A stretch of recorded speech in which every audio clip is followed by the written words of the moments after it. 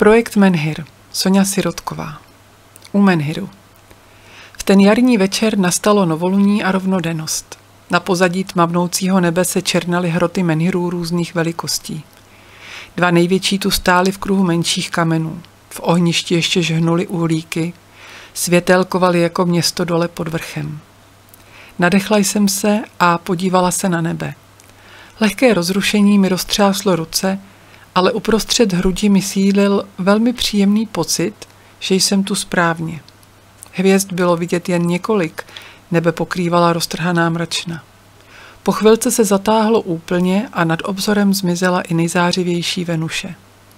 Zapomeň na svět, na svoje jméno, život, dostaň se mimo prostor a čas, uvědom si tlukot svého srdce a spoj se s ním. Tato myšlenka se mi potom na pár dní usílila v hlavě, protože přesně tohle jsem v ten večer u Menhiru cítila. Tak nějak jsem tušila, že je něco mě dosud skrytého, co bych mohla pochopit, pokud chci tvořit, manifestovat přání nebo projevovat vlastní vůli, jak by měl můj život vypadat. První dny jsem se probouzela šťastná a energie, která mi proudila tělem, byla nepopsatelná. Nestíhala jsem si zapisovat myšlenky, ke kterým jsem dostala přístup. Točily se kolem procesů, jak postupovat při tvoření reality. Byly ale stále neuchopitelné, chyběl jim tvar a směr. Tvoření reality není recept na bábovku, ani jak se naučit stojku. Jeden tvrdí to a jiný zas něco jiného. Rok jsem se snažila používat tento vesmírný zákon, ale výsledky nebyly konstantní. Chodila jsem den po Menhiru domem, věci mi padaly z rukou a připadala jsem si zvláštně roztržitá. Jediné, co mě uklidňovalo, byla meditace nebo cvičení. Věděla jsem, že jsem něco pochopila, jen to ještě neuměla definovat. Na vyšší úrovni vědomí už k posunu došlo, ale pomalejší hmota, tedy fyzické tělo, mysl, je ve zmatku. Co si tuší, co nejde slovy popsat, ale ví, že to přijde. Jak se dny vzdalovaly okamžiku toho večera, pocítila jsem občas zvláštní směs lítosti a stýskání po té energii a prožitku. A potom jsem si uvědomila, že v sobě nechávám probouzet podobné pocity, které mě před 14 měsíci dostaly dolů. Jenže podobné byly jen ty pocity. Okolnosti, kvůli kterým jsem se tak cítila, se lišily. Proč je mi tedy takhle? Nemohla jsem to pochopit. Začala jsem chodit na dlouhé procházky a v meditacích trávila postupně i 2 hodiny v kuse. Tak, jako je totiž na konci každého splněného přání pocit štěstí a radosti, tak je ve snaze po získání čehokoliv touha po absolutním souladu se sebou samým. Zdá se to zvláštní, že? Opravdu je přání zamilovat se a být milován touha po souladu se svým nitrem? Vždyť mně se líbí ten druhý člověk, přitahuje mě. Opravdu je podstatou snahy o získání vysněného domu nebo zdraví totéž? Ano, je. Ve smyslu konečného pocitu uspokojení, radosti a štěstí.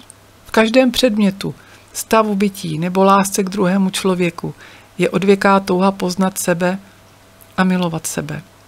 Jednoho rána jsem se zbudila a věděla to. Vše najednou dávalo smysl. Věděla jako nikdy předtím. Co bys měl vědět hned na začátku je, že projevení hmotných věcí do tvého života tě šťastným samo o sobě neudělá. Polož si otázku, proč chceš tyto věci. Proč chceš takové zdraví? Proč chceš takový vztah? Odpovědi na tyto otázky jsou klíčem ke všemu, co chceš. Netvrdím, že i pro tebe nebudu jen jedním z mnoha směrů, díky kterému si vytvoříš vlastní emoční a myšlenkovou cestu k vysněnému životu, ale právě o tohle mi jde.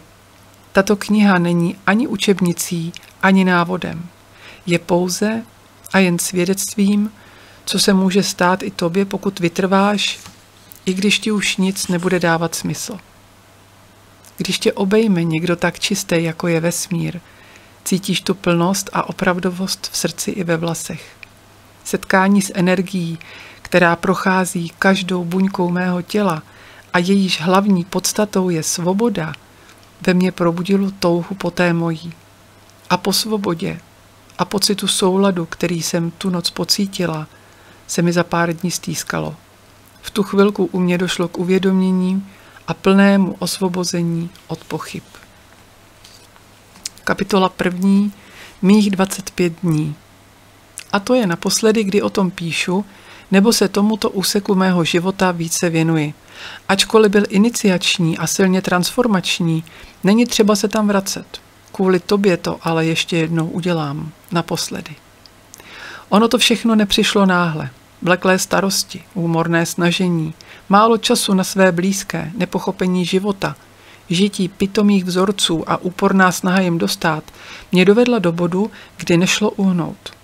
A hlavně nevědomost, že každou myšlenkou, každým povzdechem, naštváním, přehozením zodpovědnosti posiluji to, co mi do života nepřináší nic dobrého. A to jsme přitom měli pocit, že jsme na duchovní cestě, že nás jen tak něco nedostane. Pomáhali jsme blízkému i širšímu okolí do vyčerpání, do obětování sebe. O spasitelském syndromu tady psát nebudu, knihy už existují. Vím naprosto upřímně, že za tím vším snažením nebyl jen tento syndrom. Užívali jsme si dostatek peněz, jezdili na velmi drahé dovolené, děti neměly nesplnitelné touhy. Já přitom však cítila výčitky, že se tak nedaří všem v mém okolí. Jak si mohu užívat tolik hojnosti, když jiní si to dovolit nemohou? No, za pár let se ukáže, milá, pitomá Soni, že si tu hojnost užívat měla i bez podmínek, protože jen málo lidí se bude zajímat, jak ti je, bez pomoci, snahy. Drtivá většina tě prostě překročí. V životě bych si nepomyslela, že zažiji takovou bolest. Rok předtím to byla fyzická bolest, kdy jsem se léčila s ramenem a myslela si, že nic horšího není. Po cestě z pohotovosti jsem v autě doslova kňučela bolestí, doma spala v křesle, ležet nešlo a každý pohyb byl utrpením. Nemohla jsem nic. Trvalo to týdny, myslela jsem, že se zblázním. Přesně rok na to se můj život zhroutil, smrsknul do prostoru ložnice, odkud jsem nechtěla a nemohla odejít. Co si uvědomuji až nyní je, že mi ego podstrkovalo celou paletu emocí. Bylo to jako přehlídka, hele, co umím. Pláč až do otupění. V zrcadle jsem se nepoznávala, věděla jsem, že si život nedokážu vzít, ale žít jsem už nechtěla. První odpadlo jídlo. Nedokázala jsem nic sníst, pila jsem litry vody, buď to jsem spala nebo brečela. Začala jsem meditovat, abych vůbec byla schopná existovat a nacházela v tom bezmyšlenkovém stavu uvolnění. Můj den se skládal ze 3 činností. Spánku, pláče a meditace. V těch jsem trávila hodiny. Přesto převládal dojem, že můj život skončil. Neuměla jsem si představit, že úleva ještě kdy může nastat. Spojení se sebou, lásku k sobě jsem nedokázala cítit. Moje já ale na mě trpělivě čekalo. A pokud to zatím nevíš, čeká i na tebe právě teď. Ležíc v slzách, s oteklým obličejem, víčky, napuchlými jako roky v závěru filmu, jsem viděla i na mých nejbližších, že mě litují, ale pomoct mi nedokážou. Dcera mě přemlouvala, abych jedla, ale to nešlo. Nedokázala jsem nic polknout. Dnes už vím, že i to bylo součástí vyššího plánu, mého detoxu, aby proces byl rychlejší. Nejhorší byly ty chvíle paniky a bolesti, kdy jsem ležela v křeči a třesu tak strašném, že jsem nevěděla, jak to přetnout. A tak jsem to několikrát přetla Lexaurinem. No a co? V tu chvíli to byla moje cesta nejmenšího odporu. Jenže po něm mi vadily ty dojezdy, kdy přestal fungovat a z pocitu vždyť je to všechno jedno, jsem se po jeho vyšumění dostala zpět, kde jsem byla. Pochopila jsem, že tohle nepomůže. Nikdo, pokud to neprožije, si neumí ani představit, jaké to je, když máte pocit, že to pěkné už nikdy nebude. Celý život žijete v iluzi neměnného a najednou se bojíte, že to nebo to může být jinak. Do té doby jsem žila jen pro rodinu, zajišťovala kompletní servis, aby byly pohodové víkendy, aby byly pohodové dovolené, svátky, oslavy. Přes den jsem psala, věnovala se chodu domácnosti a dětem. Večer, když bylo pěkně, jsem se dávala na schodech u domu a těšila se, až v ulici zastaví manželovo auto. Byl to můj svět. A to dokonce i v době, když jsme prožívali těžkosti. Kamarádky jsem měla 2, obě 100 kilometrů daleko a jejich občasné návštěvy mi stačily. Můj svět byla má nejbližší rodina, Svět, který se v kostce skládal z pátečních velkých nákupů, těch hezkých víkendů, opakujících se rodinných návštěv, vánočních svátků a dovolených. A já najednou zažívala hrůzu, že se můj život mění, že stabilita, v kterou jsem věřila, je iluze. Jenže v průběhu mých 25 dní nešlo nic.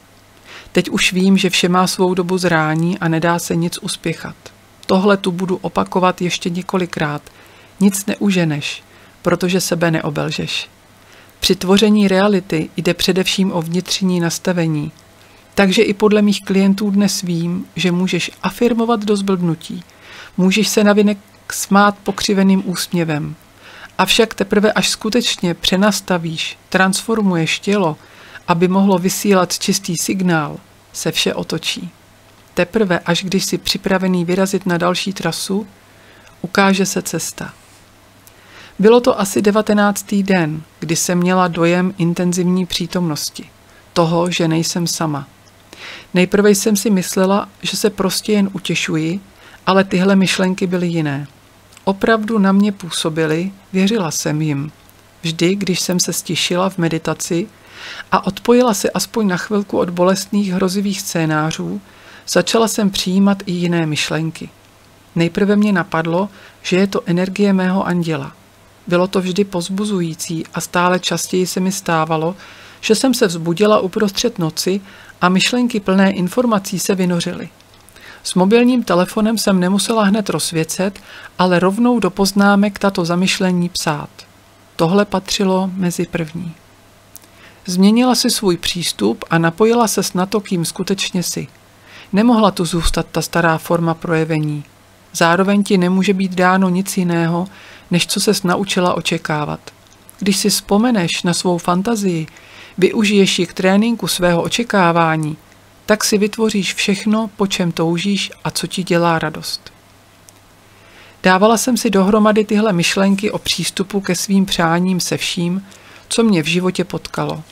Dala jsem dohromady ohromný počet příběhů, kde jsem zapojila svou mysl, aby posléze vytvořila děj a zážitek pomocí myšlenek, jež prožitku předcházely. Nebudu zde uvádět všechny, ale jeden příběh by tu měl zcela určitě být. V mém životě jsem se vlivem svých myšlenek dostala do situace, kdy jsem mohla přijít o život. Protože jsem vždycky ráda sepisovala příběhy, dala jsem se do vymýšlení knihy, která v jistém, podstatném smyslu kopírovala můj život.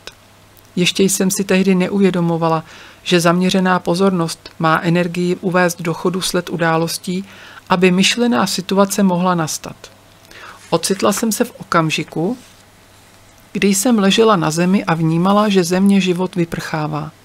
V okamžiku, kdy jsem se pustila úporné snahy přežít, bojovat, nastalo uvolnění, blažený prožitek a zároveň se dostalo ke slovu jakési mimosmyslové vnímání, komunikace, která mě nasměrovala, jak se zachovat, abych přežila. Dostala jsem jasnou a srozumitelnou sadu pokynů, co dělat, pokud chci žít. A věci se děly dál. Spatřila jsem něco, co jsem neviděla jen vnitřním pohledem, ale mýma skutečnýma očima. Kousek vedle mě se rozářil světelný sloup. Uvnitř něj jsem viděla postavu, která v rukou držela meč jako socha dávných králů z Pána prstenů. Nic neudělal, nic neřekl, jen tam tehdy byl a vše se pro mě vyřešilo tím nejúžasnějším způsobem. Nejprve jsem o tom zážitku všude vyprávěla. Někdo si ťukal na hlavu, někdo nadšeně a s jistou nadějí pro sebe poslouchal. Ačkoliv dnes už vím, že není třeba dávat jména, díky atributu meče jsem si postavu spojila s archandělem Michaelem. Ptala jsem se tehdy proč, co se mi to stalo a proč mi pomohli. A při narození mých dětí jsem si pokaždé řekla, že to je třeba ten důvod, aby byli na světě. A když se mi později děly určité události a já vnímala, že příběh mého života nějakým způsobem pozitivně ovlivňuje příběhy lidí kolem mě, pomyslela jsem si, že třeba vracím to, co mi bylo dáno, tedy naději pokračovat. A dost možná, že ten sled událostí mě přivedl do tohoto vodu života, kdy mohu předat ještě víc a dát naději, že žádná bolest netrvá věčně, že z každé situace je cesta, když jsme otevření možnostem, o nich se nám ani nesnilo.